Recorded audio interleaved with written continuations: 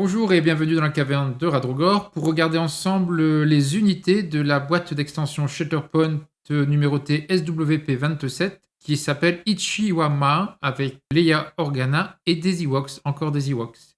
Dans cette boîte, on a deux unités primaires, Leia Organa ou le chef Shirpa, un secondaire avec Paplou, et l'unité de soutien, ce sont des chasseurs Ewoks.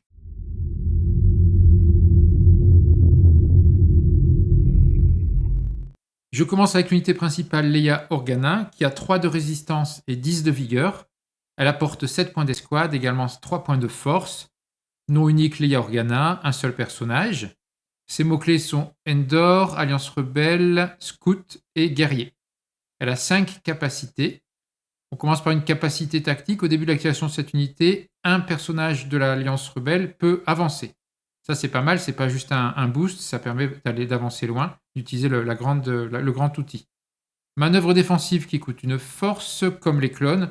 Chaque personnage peut foncer, et si un personnage fonce, au moins un personnage fonce, l'unité gagne un cœur, un accroupi. Charge explosif, capacité active qui coûte 2 points de force. Choisissez un objectif à portée 3. Tous les alliés à portée 2 de cet objectif peuvent foncer et gagner un accroupi. Et ensuite, chaque unité à portée 2 de cet objectif subit 2 dégâts et enlève tous les pions accroupis qu'elle a. Ça, c'est sympa. C'est donc une bombe qui coûte 2 points de force et qui va donner 2 dégâts et enlever tous les hunkers, tous les accroupis aux unités à proximité, à portée 2 de l'objectif. Donc c'est pour ça qu'évidemment, avant de faire exploser la bombe, on essaie de faire fuir ses alliés. Donc il ne faut pas laisser d'alliés à portée 2 de l'objectif, sinon ils vont eux aussi subir les dégâts. Donc c'est un mécanisme plutôt sympathique. Ça ne pourra sans doute pas s'utiliser souvent finalement. Mais le côté pouvoir mettre une bombe qui explose, c'est quand même sympa. On aurait par exemple voulu avoir des grenades avec les commandos qu'on n'a pas eu. Donc là, on a enfin une sorte d'arme qui n'est pas une arme habituelle, un sabre ou un tir de blaster. Ça coûte 2 points de force, mais à mon avis, ça ne s'utilisera pas tout le temps. Par contre, si Leia a dans son arbre la possibilité d'utiliser une capacité active, si elle est bien placée, pourquoi pas. Ce sera gratuit, donc ça vaudra le coup. Tir coordonné, on connaît. Cette fois-ci, c'est un tir coordonné qui donne la fameuse exposition, le cauchemar des unités principales. Quand une autre unité Alliance Rebelle fait une action d'attaque, si le personnage ciblé est à 5 de Leia, alors on peut lui donner en capacité réactive une exposition. Et enfin, Unexpected Allies, donc les alliés inattendus.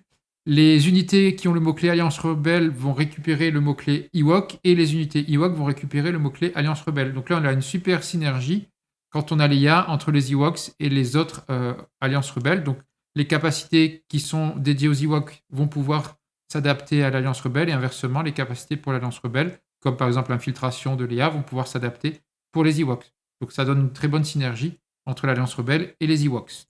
Voici les deux postures de Leia. Vous avez en attaque à distance et en mêlée, on a du 6-7 ou 7-6, donc c'est l'inverse entre les deux postures, donc 6 ou 7. Et en défense, c'est la même chose, 5 ou 6, inversé entre les deux postures. Donc une qui a 7-6 en attaque à distance et une qui a 7-6 en mêlée. Celle du haut, donc Stealth Mission, qu'est-ce que l'on a? On a en maîtrise à distance, on a de 1 dégât automatique, en tout cas ajouté au pool, plus une touche ou un critique, une touche. En mêlée, on a systématiquement au moins un critique jusqu'à 2. Il y a également un repositionnement, ça c'est bien, ça permet de se désengager et d'avancer assez loin. En défense, on a 1 à 2 blocages et un critique ennemi qui passe en touche normale ou voire qui est annulé, suivi d'un repositionnement quand il y a au moins 4 maîtrises. Au niveau de l'arbre, on a 1, 2, 3, 4, 5, 6 jusqu'à 7 dégâts. On commence direct par une contrainte. Il y a également un désarmement, on voit 2 percussions, on voit une entrave et puis à la fin un repositionnement. Donc ça, combiné aux maîtrises, vous voyez que Leia a beaucoup de fois la possibilité de se repositionner, que ce soit en attaque, ici en mêlée, ou via son arbre, ou ensuite via ses maîtrises de défense. L'autre posture s'appelle assaut frontal. On a cette fois 2, 3, 4, 5, 6, 7, jusqu'à 9 dégâts, c'est pas mal. On trouve également une exposition, on trouve une contrainte, on trouve une entrave, un repositionnement encore, une poussée, et une percussion, et la possibilité d'utiliser une capacité gratuitement, ce dont on parlait tout à l'heure. Si on regarde les maîtrises, elles sont assez similaires à l'autre posture. On a un critique et une touche ou un repositionnement à distance, alors que c'était en mêlée dans l'autre posture. C'est un peu l'inverse finalement, les deux postures. En mêlée, on a une touche plus un dégât ajouté dans le pool, ou un critique, une touche et un dégât toujours dans le pool. Donc on est vraiment dans l'inverse de l'autre posture. On a une posture plutôt à distance, bien sûr, puis une posture plutôt en mêlée. Les défenses sont similaires à l'autre posture, la différence c'est qu'il y a un blocage de moins quand il y a 4 maîtrises.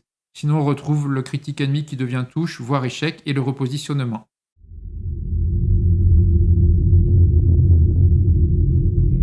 Je passe à l'autre unité principale de la boîte, le chef Shirpa. Il apporte 3 points de force, 7 points d'escouade comme Leia. Unité principale, un seul personnage. Il a par contre seulement 2 points de résistance comme les Ewoks et 10 points de vigueur. Ses mots-clés sont Endor, Ewok et Chef. Il a 5 capacités, on commence par 2 actives, Bolatos qui coûte une force. Choisissez une unité ennemie à portée 3. L'unité choisie va gagner une entrave ou une exposition.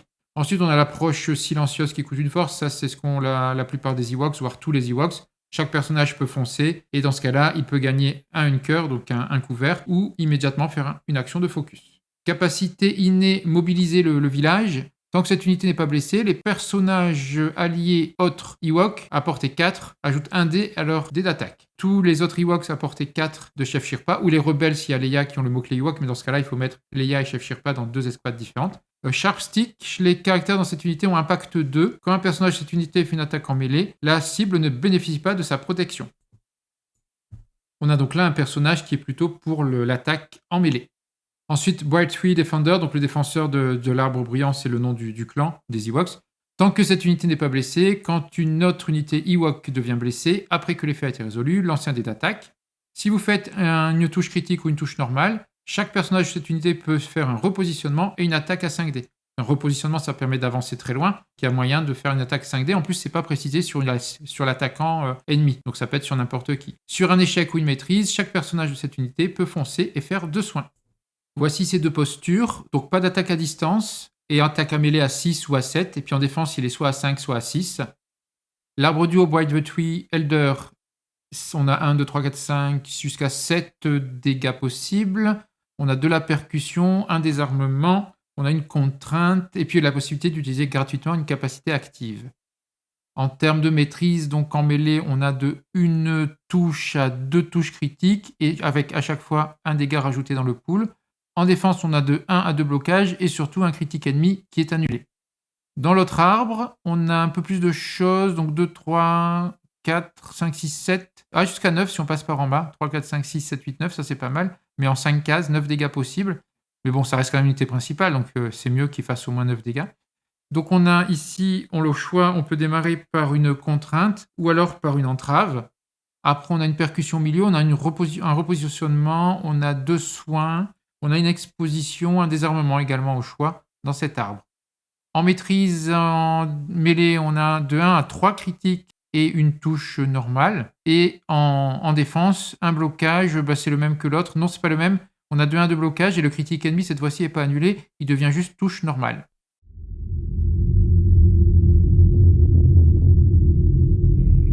Et voici Paplou, unité secondaire de cette extension. Je n'ai pas précisé, toutes les unités de cette extension sont dans l'ère de la rébellion. Donc Paplou coûte 4 points d'escouade, il n'apporte pas point de force, cette unité secondaire a un seul personnage, le nom unique Paplou. Ses mots-clés sont Endor, Ewok et Scout. Il a 2 de résistance, 9 de vigueur et 4 capacités. On commence par la retraite feinte qui coûte une force, capacité active. Choisissez un autre personnage allié Ewok à portée 3 et un personnage ennemi avec lequel il est engagé.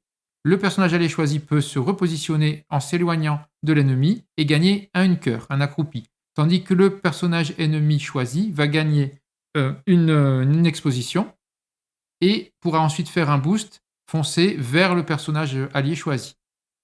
Donc grosso modo, vous êtes là pas loin d'un duel entre un autre Ewok et un ennemi. Vous faites repositionner l'Ewok. L'ennemi va booster vers l'Ewok, peut-être en passant près de vous, et en plus il va gagner une exposition. Donc après, vous allez pouvoir l'attaquer, tout en lui ayant donné l'exposition grâce à cette capacité. Donc ça peut être pas mal, mais c'est évidemment situationnel. Il faut un autre Ewok engagé avec l'ennemi et il faut être à portée 3. Approche silencieuse comme tous les Ewoks, donc permet de foncer et de gagner un hunker, un accroupi, ou alors de faire une action de focus. Fearless and Inventive qui coûte une force. Quand un personnage de cette unité fait une attaque en mêlée, avant que les dés soient lancés, l'unité peut utiliser cette capacité. Vous ajoutez 2 dés au pool d'attaque pour chaque personnage ennemi autre que la cible qui n'est pas blessé et qui est engagé avec un ou plusieurs personnages dans cette unité. Donc si Paplou fait une attaque en mêlée dans une grappe de personnages. Quand il va attaquer l'un de ces personnages, il va gagner 2 dés supplémentaires pour chaque autre personnage contre lequel il est engagé. Donc ça peut être fort, ça peut lancer beaucoup de dés, mais je ne sais pas si mettre un Ewok au milieu de la mêlée est une bonne idée. Après, ils ont souvent des repositionnements. Je pense que le but, c'est qu'ils attaquent et qu'ils se dégagent finalement. Parce que s'ils se prennent du sabre laser sur la tête ou sur le corps à l'attaque suivante, je pense qu'ils auront du mal à survivre. Donc ça, c'est une capacité réactive. Et on passe à une capacité innée. What does we do? Donc qu'est-ce que ça fait, ça? Quand un personnage de cette unité fait une attaque toujours en mêlée et qu'il cible donc un ennemi qui a une exposition ou une entrave, alors le personnage attaquant, donc Paplou, peut décider de prendre la maîtrise d'attaque du personnage qu'il a ciblé. Ça, c'est intéressant. Ça veut dire que Paplou, avec ses petites pattes, arrive au combat rapproché et avant d'attaquer, il peut piquer au moment où il attaque, il peut piquer les maîtrises d'attaque de celui qui l'attaque. Donc s'il attaque un gros personnage ennemi, il va lui piquer ses bonnes maîtrises d'attaque en échange. C'est assez marrant, à condition que le personnage en question, l'ennemi, on lui ait mis une exposition ou une entrave auparavant. Mais justement, on peut mettre une exposition à un ennemi avec la retraite feinte. Donc si vous arrivez à combiner la retraite feinte, mettre l'exposition à l'ennemi et ensuite l'attaquer, ça vaut vraiment le coup. Vous allez pouvoir ensuite utiliser ses maîtrises d'attaque contre lui. Voici sa posture. Portée 4, attaque à distance, donc 5 en attaque, 5 en défense. En mêlée, 6 en attaque, 5 en défense. Donc meilleur en mêlée, un peu comme le chef. Ils sont faits plutôt pour la mêlée. Au terme de l'arbre, on a 2, 3, 4, jusqu'à 6 dégâts. On a une percussion, on a une contrainte, on a un désarmement, un repositionnement, comme on a vu Leia et quelques Ewoks, une autre percussion, et puis donc des dégâts. Au niveau des maîtrises, alors ça c'est assez rigolo, et c'est a priori la seule unité dans ce cas. Plus vous faites de maîtrises, moins bon le résultat vous aurez. Je parle comme Yoda. Donc en effet, en distance, avec une seule maîtrise, vous avez un critique et un dégât dans le pool, alors qu'au-delà, à partir de 2 maîtrises, vous n'avez plus que le dégât dans le pool, vous perdez le critique. En mêlée, c'est pareil. Vous avez avec une seule maîtrise un critique et 2 dégâts dans le pool, mais si à 2 maîtrises, vous n'avez plus qu'une touche simple et 2 dégâts dans le pool, c'est quand même correct. Par contre, à partir de 3 maîtrises, il n'y a plus qu'un dégât dans le pool, vous perdez les réussites. Et en défense, ça peut être chaud. Avec une seule maîtrise, vous avez une super défense, il y a quand même 2 blocages et un critique ennemi qui passe en simple. Par contre, 2 maîtrises, vous n'avez plus qu'un seul blocage et le critique qui passe en simple. Et par contre, au-delà, à partir de 3 maîtrises, vous n'avez plus qu'un seul blocage et là, ça devient vraiment pas intéressant. Donc finalement, avec Paplou, il faut espérer ne pas faire de maîtrise quand vous lancez vos dés, que ce soit en attaque ou en défense. Ou en tout cas, en faire une seule, ce serait l'idéal.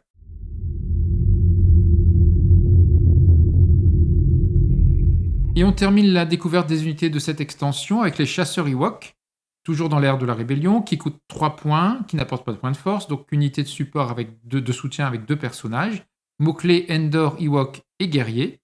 Ils ont 2 de résistance et 8 de vigueur. 4 capacités, donc capacité active, l'approche silencieuse qui coûte une force toujours la même, donc un hunker ou un focus, une concentration après avoir fait un boost, un foncé. Tir coordonné qu'on connaît pas mal déjà avec les clones, celui-ci donne à l'ennemi une entrave. Donc si une autre unité, toujours la même chose, si une autre unité alliée effectue une attaque et que la cible est à portée 5 des chasseurs Ewok ou d'un personnage des chasseurs Ewok, alors vous donnez une entrave au personnage attaqué. On a ensuite le camouflage. À la fin de la mise en place, cette unité gagne un accroupi. Donc ça veut dire qu'au début du jeu, quand vous placez les unités au bord de votre table, cette unité va avoir directement un hunker, un accroupi. Donc ça veut dire qu'évidemment, il vaut mieux pas les activer tout de suite après, parce que si vous les activez, vous perdez le hunker. Donc il vaut mieux les mettre en réserve si vous les tirez. Et l'intérêt, je pense, c'est de les faire avancer grâce aux capacités des autres unités. Celles qui permettent de faire avancer des Ewoks ou de les faire booster, ça va permettre de faire avancer les chasseurs sans les activer. Donc ils garderont comme ça gratuitement le hunker qu'ils auront eu au début. C'est le seul intérêt que je vois. Et enfin, la force est dans le nombre, donc capacité innée comme le camouflage. Quand un personnage de cette unité fait une attaque pendant une action de combat, pour chaque autre personnage Ewok engagé avec la cible qui n'est pas blessé, vous ajoutez un dé au lancer d'attaque. Donc un peu comme tout à l'heure, je crois que c'était avec Paplou, vous avez des dés d'attaque en plus quand la cible est engagée avec d'autres Ewoks. Par contre, contrairement à Paplou, là ce n'est pas pour une attaque en mêlée, c'est pour une attaque en général, donc ça peut être à distance. Et en général, de toute façon, il vaut mieux mettre les soutiens un petit peu à distance qu'en close combat, sauf les unités vraiment dédiées pour cela. On termine avec leur carte de posture. Donc attaque à distance, portée 4, 6D, défense à 5. Et en mêlée, 5D, défense à 4. Donc effectivement, ils sont bien meilleurs à distance. Ils lancent leur arc, en fait, leur flèche avec leur arc, pardon. Donc en termes de l'arbre, on a 1, 2, 3, 4, 5, jusqu'à 6 dégâts. C'est pas mal puisque les 2 vont tirer, donc potentiellement jusqu'à 12, si on a en tout cas 10 réussites, 2 fois 5. Sinon, on trouve une entrave, on trouve un grimpé, ça c'est assez rare de trouver un grimpé au milieu d'un arbre, une percussion et une exposition. En termes de maîtrise, donc avec leur arc, c'est un critique minimum plus un dégât possible dans le pool et une touche normale s'il y a plus de 4 maîtrises. En mêlée, c'est un dégât également dans le pool et une touche ou un critique s'il y a plus de 4 maîtrises. Donc les maîtrises sont meilleures à distance. Et en mêlée, on a simplement comme des clones de base, même si ce n'est pas du tout des clones, mais je veux dire pour comparer, on a un blocage ou 2 blocages à partir de 3 maîtrises.